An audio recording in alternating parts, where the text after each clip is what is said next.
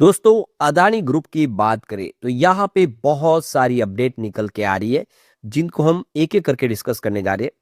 Adani group की company का merger होने जा रहा है, जिसको मंजूरी मिल चुकी है। और दूसरी तरफ अदानी ग्रुप की कंपनियों को नया लोन प्राप्त हुआ है जापान से।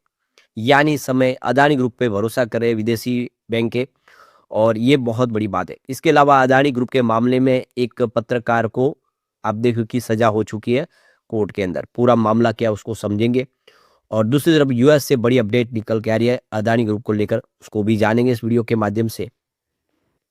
साथ में कुछ और बड़ी खबर है जिनको एक एक करके जानने वाले हैं हम इस वीडियो के माध्यम से।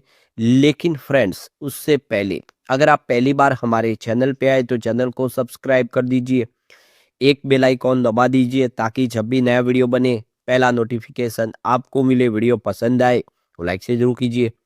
चलो फ्रेंड्स, वीडियो स्टार्ट करते हैं। मैं हूं आपका दोस्त एस बी दवे, और हमारे अपने चैनल ऑनलाइन कमाई में आपका बहुत बहुत स्वागत है। सबसे पहले अदानी इंटरप्राइजेस की बात करें तो आज 2230 पर क्लोजिंग थी, जहाँ पे 0.072% की तेजी देखने को मिली। तो Adani ports and special economic zone की बात करें 1548 पर आज क्लोजिंग थी, और आप देख ही सकते हो कि यहाँ पे 0.42% की गिरावट थी। अगर हम बात करें अदानी पावर लिमिटेड की तो आज 150 पर क्लोजिंग देखने को मिली, जहाँ पे 1.07% के आसपास की तेजी थी। दूसरी तरफ अगर हम AWL यानी Adani Wilma limited agri business की बात करें 209 पर क्लोजिंग थी, जहाँ पे 0.12% की गिरावट देखने को मिली। अदानी टोटल गैस की बात करें 542 पर क्लोजिंग देखने को मिली, जहाँ पे 0.17% के आसपास की गिरावट थी। अदानी एनर्जी सॉल्यूशन लिमिटेड की बात करें 1031 पर क्लोजिंग देखने को मिली, जहाँ पे 1.41% की काफी शानदार तेजी देखने को मिली।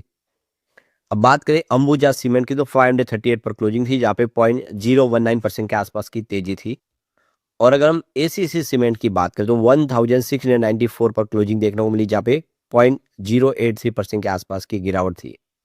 साथ में हम एनडीटीवी लिमिटेड की बात करें 87 पर क्लोजिंग थी, जहाँ पे 0.39% की गिरावट थी।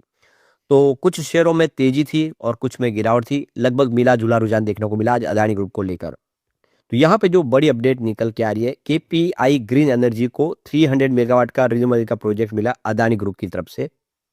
तो ये देख सकते हो कि केपी ग्रीन एनर्जी को जो ऑर्डर प्राप्त हुआ है, इसमें अदानी ग्रुप की तरफ से देखें तो इलेक्ट्रिकल सिविल और रिलेटेड जो वर्क्स है 300 मेगावाट का रिन्यूएबल एनर्जी का पूरा प्रोजेक्ट है, जो खवाड़ा हाइब्रिड रिन्यूएबल प्रोजेक्ट है गुजरात के अंदर, उसका ये काम मिला है केपीआई ग्रीन को। तो इस प्रोजेक्ट के तहत केपीआई ग्रीन जो है वो कंपनी के जो टोटल देख सकते हो कि एसी और डीसी करंट का जो भी इलेक्ट्रिक वर्क है वो सब का कम करके देगी काम, सिविल कंस्ट्रक्शन करके देगी। इसके अलावा यहाँ पे जो module mounting structure, solar module install, दूसरे जो रोबोटिक क्लीनिंग सिस्टम, ये सब कुछ इंस्टॉल करके देगी प्रोजेक्ट के लिए। यहाँ पे एक और जो बड़ी गुड न्यूज निकल के आ रही है, अदानी ग्रुप की कंपनी अंबुजा सीमेंट को काफी बड़ी राहत मिल गई है। नेशनल कंपनी लॉ ट्रिब्यूनल की अहमदाबाद बेंच ने अंबुजा सीमेंट्स और उसकी सब्सिडीज कंपनी सांदी सीमेंट के जो इंडस्ट्रीज है उसके मर्जर को मंजूरी दे दी है। तो 9 फरवरी 2026 को एक्सचेंज को दी जानकारी है, उसमें बताया गया कि ट्रिब्यूनल ने इस स्कीम को शेयर होल्डर, क्रेडिटर्स और पब्लिक इंटरेस्ट के तीनों के लिहाज से सही ठहराया है। एनसीटी ने कहा कि ये मर्जर ऑपरेशनल एफिशिएंसी बढ़ाएगा, संसाधनों का बेहतर इस्तेमाल होगा और किसी पक्ष के हितों को नुकसान नहीं पहुंचेगा। और ये देखो कि इसलिए ये मर्जर अब हो सकता है। तो ये देखो कि अंबुजा सीमेंट ने दिसंबर 2023 में सांधी इंडस्ट्रीज का अधिग्रहण किया था, जिसकी इंटरप्राइजेस वैल्यू करीब 5185 करोड़ रुपीस थी। इस डील को पूरी तरह से कंपनी के इंटरनल एक्रूवल्स फंड से तैयार किया गया था, मतलब कंपनी ने अपना खुद का पैसा लगाया था। अंबुजा सीमेंट के पास सांधी सीमेंट की 54.5% की हिस्सेदारी है। और दिसंबर 2024 में अंबुजा ने बड़ा कदम उठाते हुए अपनी 2 सब्सिडीज कंपनियां सांधी इंडस्ट्रीज और पेना सीमेंट इंडस्ट्रीज को खुद में मर्ज करने का ऐलान किया था। तो इस मर्जर के तहत जो सांधी इंडस्ट्रीज के 100 शेयर है एक शेयरधार के पास, उसको जो टेस्ट अभी समय 10 रुपये की फेस वैल्यू है, उसको अंबुजा सीमेंट के 12 इक्विटी शेयर दिए जाएंगे, जिसकी फेस वैल्यू 2 रुपीज है। तो कंपनी का कहना है कि ये रेशियो वैल्यूशन एक्सपर्ट की सिफारिश के बाद तय किया गया है। बोर्ड ने इसे मंजूरी दे दी है। मर्जर के बाद अंबुजा सीमेंट की मैन्युफैक्चरिंग क्षमता और मार्केट में पहुंच जो है और मजबूत हो जाएगी। अपने सेक्टर में उनकी पकड़ और मजबूत होगी। तो बहुत ही शानदार फैसला किया गया, शेयर होल्डर के लिए भी ये फायदेमंद सौदा है। एक जो बड़ी गुड न्यूज और निकल के आ रही है, गौतम अदानी की company Adani energy solution limited को जापान के बैंकों का जो नेतृत्व है वो 75 करोड़ डॉलर का कर्ज देने जा रहे हैं। तो ये जो कर्ज है, ये एक तरह से इस फंडिंग से जो जापानी जो बैंक है, जिनकी इस समय इंटरेस्ट जग रही है इंडिया के बाजार में, वो निवेश लगातार बढ़ा रहे, उसका एक सबूत है और अदानी ग्रुप पे उनका पूरा भरोसा है। तो ब्लूमबर्ग की रिपोर्ट के मुताबिक इस पूरे मामले से जो जानकार है, उनका कहना है कि यह डॉलर आधारित लोन 5 साल की अवधि के लिए दिया गया है और इसकी कीमत बेंचमार्क यानी सिक्योर्ड ओवरनाइट फाइनेंसिंग रेट यानी एसओएफआर से करीब 200 बेसिस पॉइंट ऊपर तय की गई है। तो बहुत अच्छी गुड न्यूज़ है, कंपनी को बड़ा एक लोन प्राप्त हुआ है, अपने बिजनेस को वो आगे बढ़ा पाएंगे।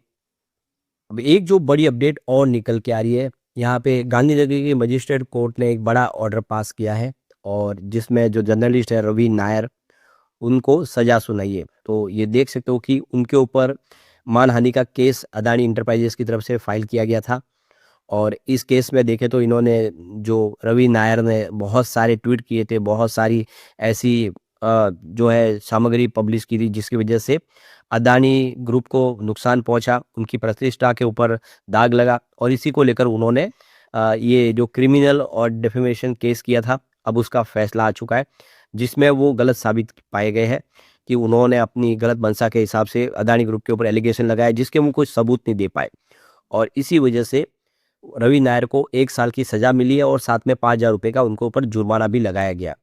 तो देख सकते हो बहुत सारे लोगों ने लगातार इसी तरह से अलग-अलग जो मीडिया में रिपोर्टें जारी की गई, उनके ऊपर सबके ऊपर अदानी ग्रुप की तरफ से केस किए गए और आप देखें उसमें एक बड़ी गिरफ्तारी हो चुकी है। एक जो बड़ी अपडेट और निकल के आ रही है, टोटल एनर्जी जो फ्रांस की कंपनी है, उन्होंने 1.7% की स्टेक बेच दी है अदानी ग्रीन के अंदर और अब उनकी होल्डिंग जो कम होके 17.25% पर आ गई है। तो अदानी ग्रीन के अंदर देख सकते हो कि टोटल एनर्जी ने 1.7% की स्टेक बेची है। तो ये करीब 2778.09 रुपीज़ की करोड़ रुपीज़ की इन्होंने अपनी स्टेक बेच दी है। तो ये देख सकते हो कि अदानी ग्रुप के अंदर टोटल एनर्जी से जो अपनी हिस्सेदारी लगातार कम कर रहे हैं, तो यहाँ से काफ़ी सारे जो होल्डिंग कम कर रहे हैं। तो ये देखो कि पहले 18.99% की स्टेक थी जो अब घट के 17.25% पर आ गई है। एक जो बड़ी अपडेट और निकल के आ रही है, अमेरिका ने अदानी ग्रुप से संपर्क किया है, ईरान से पेट्रोलियम आयात को लेकर उनसे जानकारी मांगी गई है। तो ये देखो कि पिछले जून में आई रिपोर्ट में ये दावा किया गया था कि अमेरिका अभियोग ने इस बात की जांच कर रहे हैं कि क्या अदानी ग्रुप की कंपनियों ने गुजरात के मुंद्रा बंदरगाह के माध्यम से ईरानी एलपीजी का आयात किया था। तो ये देख लो कि ईरान के ऊपर प्रतिबंध लगा हुआ है और इस वजह से अमेरिका का कहना है कि प्रतिबंध के बावजूद भी क्या वहाँ से जो पेट्रोलियम उत्पाद है उसका आयात किया गया है, उसकी जानकारी अदानी इंटरप्राइजेस से मांगी है। तो उनका कहना है कि अदानी इंटरप्राइजेस के उनको अमेरिका से अनुरोध मिला है और कि जो 2025 जून में वॉल स्ट्रीट जर्नल में जो खबर छपी थी उसको लेकर क्या वाकई में ऐसा हुआ है।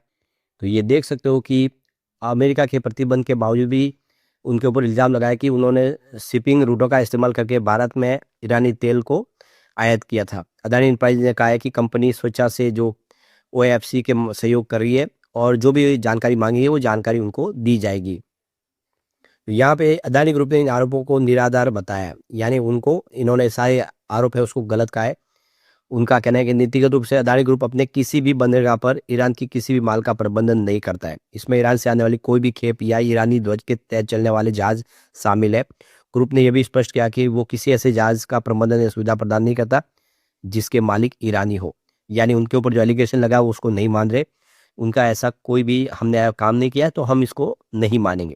तो देखना होगा आगे क्या संभावना बनती है, लेकिन जो भी होगा लगातार खबरें भी पॉजिटिव आ रही है। ऐसे माध्यम में अदानी ग्रुप के शेयर फिर से बेहतर करते हुए दिखाई देंगे। लेकिन फ्रेंड्स, कोई भी इन्वेस्टमेंट करने से पहले अपने फाइनेंशियल एडवाइजर से एडवाइस ले ले या अपना खुद का रिसर्च करे, क्योंकि मैंने वीडियो आपके एजुकेशनल पर्पज के लिए ही बनाया। वीडियो पसंद आए तो लाइक से जरूर कीजिए और चैनल को सब्सक्राइब कर दीजिए। Thank you friends.